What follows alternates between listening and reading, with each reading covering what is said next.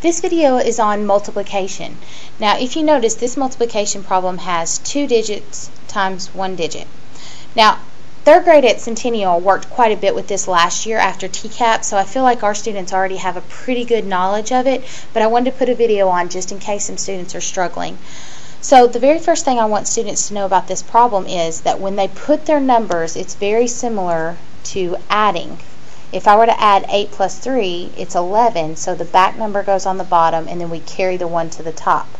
Well, when we do multiplication, it's very similar. 8 times 3 is 24, so we put the 4 on the bottom, and then I always want my students to put plus 2 at the top to remind them what to do with this 2 at the top. And then we take out the trash and mark out the number that we're not going to use again, and in this case that's the 8. Then we multiply 2 times 3 is 6, plus 2 is 8, and we put the 8 at the bottom. So 28 times 3 is 84. Let's do another problem.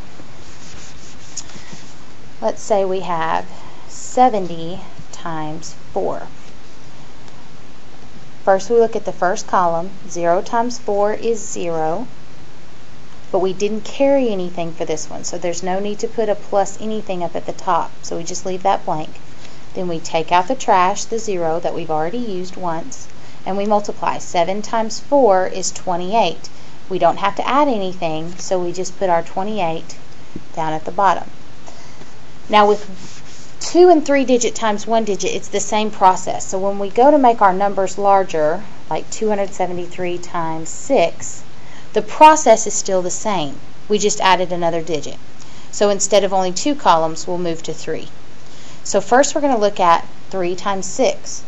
3 times 6 is 18, so just like when we add, we put the back number on the bottom, then plus 1 above the next number. Now this is where taking out the trash really helps the students, because it eliminates the numbers that they know they're not going to use anymore, and it keeps them from getting their numbers confused. So we take out that 3, that trash that we've already used and we're not going to use again. Then we say 6 times 7 is 42. Plus 1 is 43, so our back number goes on the bottom and our front number goes on the top, plus 4. Then again we take out the trash so we don't reuse those numbers. Now we move to this last column. 6 times 2 is 12, plus 4 is 16, and we put our 16 at the bottom. Then I always tell students 1, 2, 3, comma. So 1,638. We'll do one more problem. Let's say we have 702 times 7. Again, we start with the first column. Look at our first 2 numbers first. 7 times 2 is 14, so we put our back number on the bottom, 4, plus 1 above the 0, and we take out our trash. Then we look at these next 2 numbers. 7 times 0. Now it's very important they know 7 times 0 is 0, plus 1 is 1. So we'll put our 1 at the bottom. Now this time we didn't carry anything to the top, so there's nothing up there, we just leave it blank. We take out the trash again, and now we work with our last 2 numbers. 7 times 7 is 49. We didn't add anything, so we keep 49, stick it at the bottom, 1, 2, 3, comma, 4,914. Now, let's say that we have a problem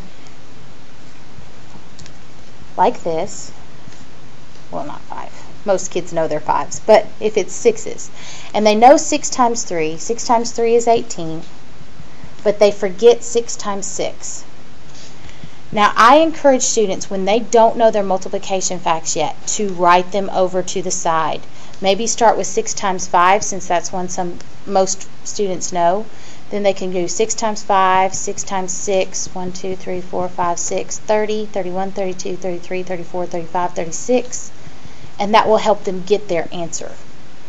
I always encourage students to do whatever they have to do to get the right answer. So if they don't know their multiplication facts, I want them to have some kind of go-to to help them figure out what 6 times 6 is, instead of just counting on their fingers, or instead of just staring at the paper, because the paper's not going to open up and give them the answer. So they need to be able to figure out how to get 6 times 6 on their own. So if they have to come out to the side and do multiplication facts or draw sticks to add that group of 6, that's fine. I want them to do whatever they need to get the right answer. So then they can say 6 times 6 is 36, it's written right here, plus 1 is 37, 7 goes on the bottom, plus 3 goes on the top, take out the trash.